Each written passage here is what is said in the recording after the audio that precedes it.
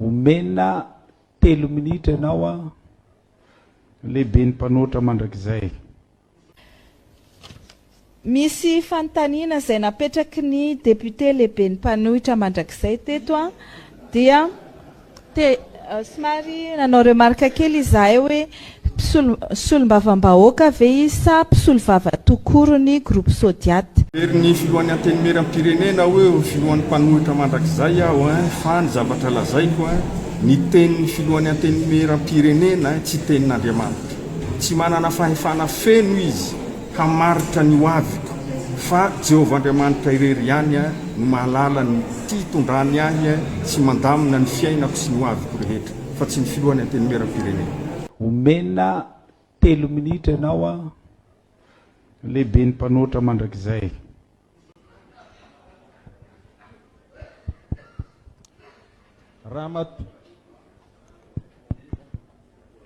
Ramatoa ministry ny fitsarana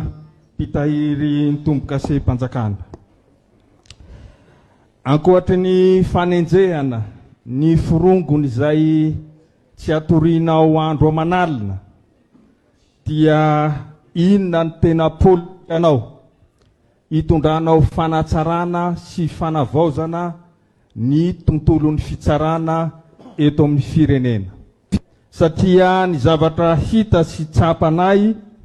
dia variana amin'ny fanenjehana ny ataonao asa,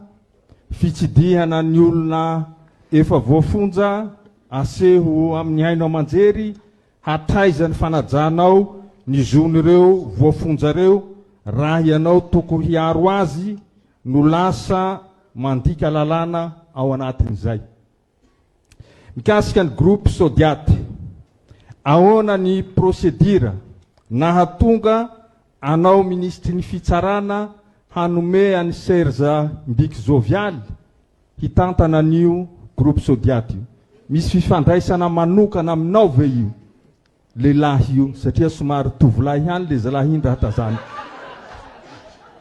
Satria raha le fanontaniana napetrany dia ataoko fa tsy mahasolo vava ny vahoaka fa fanontaniana tokony apetraky ny mpisolo vava. Tsy maninona nefa fa izahay dia tena tsara ihany koa ny ataontsika hoe fahazahoan'ny vahoaka hoe maninona no misy ny atao hoe administrateur judiciaire. Rehefa misy orinasa anankiray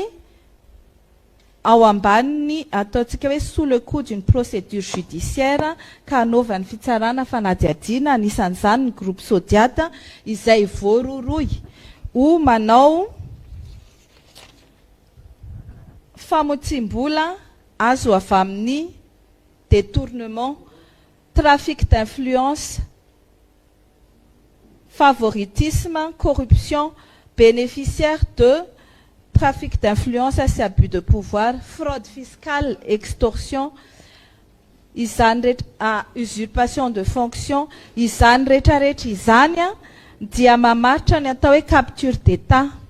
Tsisy tsy mahalala isika teto Madagasikara fa izany olona tompon'izany groupe Sodiaty izany dia nanao ny ampimamba tamin'ny toe-karena rehetra teto Madagasikara. Normal raha ohatra ka nanana société marobe izy izay hiara ny fanadihadiana ataon'ny fitsarana satria mila jerena hoe tena nandohetra ve izy. Ny zavatra rehetra dia manana ny fotoana ary izao mihitsy ilay fotoana fampizarana aminao dia manatitra ny araba tompoko lahy finahitra tompoko vavy. Efa misy antsovonina ampitiavana be miaraba tompoko. Allô? Iny ary? Efa teo fa miverina miresaka amin'ilay teny gasy dia afangaroko amin'ny raharaham-pirenena. Zaho marina nanao le antso hoe mba mehoana ny fahalalanareo nanompoviana no lazaina fa mahantra Madagasikara io dia mahantra ny gasy. Dia inona ny antony nahatonga le fahantrana dia manahoana ny fisehoany anaty fiarahamonina. Tena miala tsiny fa misy mandrefa ty amiko fa ataony amin'le IA dia tena miala tsiny tompoko raha vao iana le fanareo aty amiko dia fantatro iny tsy ny hevitry nareo iny fa ny tena tiako azy io dia hoe ny fahitana ohatra ny fahitan'ny Roland mpanao gazety mihitsy hoe tamin'izao nanomboka fantatra hoe mahantra Madagasikara de retsoreto daholo ny hitako fisehoany anaty fiarahamonina de reto daholo ny antony nahatonga an'le fahantrana. Izay no tadiaviko satria za mametraka hoe na rafim-panjakana manahoana na Jesosy aza na ny anome rafim-panjakana ny Madagasikara raha mbola mahantra ohatran'io firenena io de mahatonga ny tenitsika tsy voafehitsika tamin'ny tenitsika inge ka noho ny fahantrana aty akaikina ety misy sekoly de tsy avelan'le mpampianatra miteny gasy tsy mahazo miteny malagasy le kizy rehefa tonga ao de tena misy tena fanjanahana ara-tsaina vaovao mihitsy nyty fa ny fahafahanao miresaka amin'ny teny reninao ary mafeny teny mihafa de tena zava-dehibe mihitsy eo amin'ny firenena anankiray. De za saorako manokana mihitsy ny mpifiloha ankehitriny manao an'io miteny amin'ny teny malagasy rehefa nivelany io zava-dehibe ny saorananao André Matofoloha mamerina ny aja mamboninahitry Madagasikara ny fitenenana amin'ny teny malagasy any amin'ny setry resam-pirenena marina ny tenenareo fa mampalahelo ange manao zavatra rehetrarehetra io anao de mihaino valim-pitsarana ianao de amin'ny teny frantsay de tsy vatra azy l'olona any ambanivohitra inona moty rery-havana de atsony mipandika teny koa mbola mandiso de manao ezaka goavana bitsika anatin'izany iverenina rehefa fotoana. Eny ary dingana lehibe tokony atao ary izay mihitsy ngambany tsy maintsy ametrahana an'le hoe ahoana ny heverina sy andiniana an'io satria ao anatin'ny fanomezana ny maha-izy azy ny firenena ny lanja ny teny ny tantara ankoatra ny marika hita maso zany de ohatran'ny hoe ny sainam-pirenena. Taloha raisiny ty antso efa voninao ambadika ao ty Ndawary miaraba tompoko. Allo. Eny tompoko. Enzelna fanzone. Mopti teny teny malagasy teny zavanay. Satria misy koa gazety raha izay nilazao hoe le malagasy fa fanambarina sika eo nefa hoe mba zavanay io izy. Efa rodimandro moa izy. Misy ke tao amin'ny lafina politika efa nyteneniko teto any. Fanao politika. Teny malagasy madio rano foana izy. Inga rajona fa fanodimandro moa izy. Nanorona ny tokolo fikafa. Teny malagasy sarotony tamin'izay. Fa nisy fotoana teny frantsay rano fotsiny madio rano tao amin'ny hoan'ny lagary io de danaka daholo ny resaka ka zay ny takiny zay ilay ny firenena manaja ny tenitsika zany zay manan-karena be avy varatra tsy mondrefa sisisy manana tsika mombolana tanteny resa-pirenena kosa tompo azafady kely sa manambalinareo ny resan'ny rehetra zay zao tontolo zao dia ny eny arabo, sinoa, rosianina, anglisy ary frantsay ao firenena mitambana ilaina be mihitsy le teny malagasy tsika tenitsika teny renitsika sy ny sisa fa mila mahay andreo teny vahiny reo sika raha zany sanatriny zany ho rarakivy de any ny akalesona amin'ny lafiny lalàna ahoana moa zany zao ny efa maranana ny teteza mihitsy atafafeton'irey zao ty de no hoe ahoana ny zanonana fitondrana ve sanatria mba ataovy mazava ny resaka zay fotsiny ny tilokambara de ny farana koa tanteraka misy angamba misaotsy indrindriny. Ndawary latsaka efatra minitra ny amin'ny 7 maraina mbola afaka mandray antso rairay maherika aloha tsika amelohan'ny vadiana amin'ny pejy hafa. Io moa zany ao anatin'ny fotoana zany siantsika manokana tamin'ny omaly mikasika an'io resaka momba ny teny io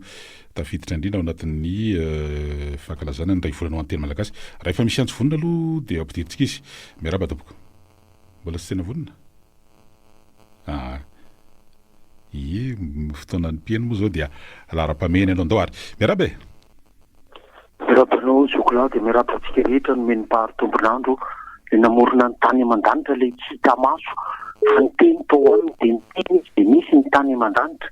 araky ny baiboly boky teny fiainana zay noko ny malagasy ary so ihany fa efa mino an'le paharitsika efa zava-dehibe zay aloha fa ny olontsika de afakarotsika amparafesitsika izy zay ny olona fa iny afaka anany iny de sarotra iny fa eritreretan'le firenena le ohatra ny Inde any Pakistan ana tena mivavaka amin'ny zavatra vita tanany reny fa reny tena lasany amin'ny tsy de fa tsika zany efa mahalala an'le izy fa ringana ihany koa nefa tsika raha vao tsy mahalala de zay le fataro ny zavatra rehetra de azo maro zay tsara baola boky teny fiainana daholo le olona zany manoro zany manitsy zay diso izy ny tolo zany eny fa tsy ampy fahalalana Riteny fahalalany tolo fa le ary ny tampotroatra dia io le teniny io dikan'izay raha mitovy zavatra ohatra zao tsy tomona voatsika gasy moa tsy dia zao miakabe indrindra fa hoe kristianina nefa mitana amin'ny fomba ihany raha mitovy zany le izy dia tsy maninona rahabasoa raha zavatra ohatra zao misy maty dia misasa 7 andro ao anaty baiboly zany midio amin'ny fomba gasy midio fa raha ohatra kosa misy mifanohitra dia tsy maintsy misafidy anankiray tsika fa tsy hoe sady mitondra baiboly tsika tsy foitsika le fomba andrazana dia iny le tsy mety safidy ny fiainana dia le momba n'le teny frantsay ndray zany le hoe ana dia Dieu propose zany Andriamanitra manome safidy atsika zay zany izy raha dika tsotso dia tsika no misafidy dia tsy manery atsika izy fa manao zay fomba aizantsika misafidy fa satrintsika ho ay safidy daholo fa ny safidy dia atsika ihany manaja ny safidy tsika izy zay aloha fa dia rehefa avy eo indray fa misy zavatra sika ho tenena fa rehefa avy eo indray dia misaotra betsaka amin'ny raha soa fa mpiaino ihany ndavary efa latsaka segondra fitsiny amin'ny 7 maraina andeha aloha anaraka fiarah-miasa vitsivitsika dia miverina manao fandarandray orin'izay ary eny ary dia efa alainterirako tonirina indray no mandeha mitoerana etsy amin'ny lafiny teknika mampifandray atsika amin'izao fotoana izao efa misy antso sy ny toromarika dia raisina ndao ary miaraba tompoko ndao ary maheno ndao ary maheno anao zay miaraba e eo amin'le teny malagasy fahitako anazy aloha le olona tsy ambony tsy ambanotra ny loasy alika mampitena ny teny vahiny hoetikero io fa raha olona hoe olona tena mba natsara tena mampiasa teny malagasy ranoray izy raha miditsy amin'ireny tena lehibe reny zany ianao le fivarotana lehibe reny dia mampitetaka eo le vidinetana dia manao kotery amin'ny anery ianao dia teneny hoe raray alina le vola dia teneny hoe dilary dia zay matamata va fotoana moa tonga dia manity avy hatrany hoe fa tsy mety raha ataonao amin'ny teny gasy le izy fa teny tonga dia mitenena hoe teny le teny vazaha fa ataovy amin'ny teny gasy fa ka ianao voazaha nepasika vazaha ve ianao tonga dia menamenatra fotsiny tonga dia hainy tsara mihitsy le teny gasy fa ataony amin'ny teny vazaha le izy dia eo zany ihany itenenako hoe teny gasy zany tsy ambony tsy ambany ohatran'ny lohalika alika moa satria mitomano voazaha nefa ohatra mahamenatra azy gasy zany dia mahagasy anazy fa tokony mba hoe miteny gasy raha indray raha hoe mbola azo atao mihitsy aloha le mandika le teny malagasy dia tenena amin'ny teny gasy mihitsy normal be reny le tamin'le rangany tany fivorina raisam-pirenena tonga dia miteny gasy sasana ireny sinoa ve nganao iteny vazaha zany fa dia teny sinoa azo teneny eo na izana ka le teo zany mampandrosika io fa ohatra tiatina mamitety dia mpisaonareo ie izay le tsika ihany tena manana lizy ono moa zany fehezina ihany koa ny teny vahiny fa ny tsika andrianina ao anatin'le izy manao ny efa misy antso hafa fotoanan'izany zao na mbola tsy raharaha isan'ny amin'ny tanany sainy maro aloha ny zavatra mitrangany amin'ny anteny mera-pirenena ny mikasika nyity resaka immunité ity nitondra teny fanazavana misimisy kokoa mikasika an'izy moa ny filoha lefitry ny anteny mera-pirenena faritan'ny Tomasina mikasika an'lizy hoe tsy mbola misy an'izany fahaza manelitsao fa io rehefa ho atao dia afaka atao sady ohatran'ny tsindrim-paingitra ihany no nitondra fanazavana manokana izy mikasika ny raha Gerson Antoine zany ity faran'izay solom-bavombahoakan'ny Madagasikara voafity tao amin'ny distrikany Arivomamo tao anatin'ireny le zavatra mitranga ireny tantara moa zany dia tsy azo kosehana tokoa fa isan'ireo ataontsika hoe nitondra takaitra ihany izy tao anatin'ireny tolona tamin'ireny taona tamin'ny 2024 septambra ireny nandritry ny fisamborana azy tery tsy adana tery ary dia nisy vavoazana mihitsy ny tanany ratsan-tanany vokatra ny totobasy izay netefa tamin'ny tanana teo ampamikirana ny tsatobian'ny andranjirony jirama zany tao anatin'le fisamborana dia nandeha moa ny fotoana sy ny sisa ny tao anatin'ireny dia ty amin'ny fito volana teo arina misy ilay taratasina petrana zany teo anivon'ny fitsarana avy momba ny lalam-panorenana ny amin'io mandeha amin'ny dingan'ny ara-dalàna izy tena zany raha ny filazany tamin'izay fotoana izao nametrahana n'ilay taratasy ny votoatany moa zany raha fitinina dia hoe ny hanoloana ny mpitatana amin'izao fotoana izao amlonan'ny mpitatana miaramila vokatry ny fandikana zany raha ny fahitany azy a ny lalàny mpanorenana indrindraindrindra de namaly moa teo anivon'ny fitsarana avy momba ny lalam-panorenana atao anatin'le izy hoe tsy azo raisina ny taratasy fitoriana zay nataonyity olombo fidy itya ny antonantony dia tsy mahafeno ny fepetra voatondra ny lalàna ny amin'ny antonantony a mahakasika an'izany hoe fahafahana mitondra ny raharaha eo anivon'ny fitsarana avy momba ny lalam-panorenana satria efa voatondra ny lalàna izy avy no sokajin'olona afaka mitondra ny raharaha eo anivon'ity fitsarana avy momba ny lalam-panorenana ity dia tsy nahafeno ny fepetra mahakasika an'izany ilay fitoriana teo amin'ny atao hoe endriny zany de fa tsy voaray ny any amin'ny votoatiny moa zany de fa tsy hirosoana intsony ny amin'ny fandinihana amin'ny votoatiny zany fitoriana zany rehefa satria zany ny ao anatin'ny paika amin'ny fandehan'ny raram-pitsarana de miteraka resabely izy satria teo an'izay toetsankely toetsa andaniny zany ny ministry ny fitsarana de hoe nisy fangatahana ny anasorana ny zotso azy anjehana nyty solombavam-bahoaka ity tonga teny amin'ny anteny pirenena dia tamin'ny voalohany moa de hoe mbola tsisy an'izany tadidriko tsara tamin'ny solombavam-bahoaka anankiray teo aloha nga raha olodinina fa rehefa aveo moa zany nizotra ihany izy de mandeha koa zany an'ity solombavam-bahoaka faharoa ity de isany nitondra fanazavana naneo ny heviny nanao ranty tamin'ny tambazotra sosialy a ny filohan'ny anteny miram-pirenena nylaza fa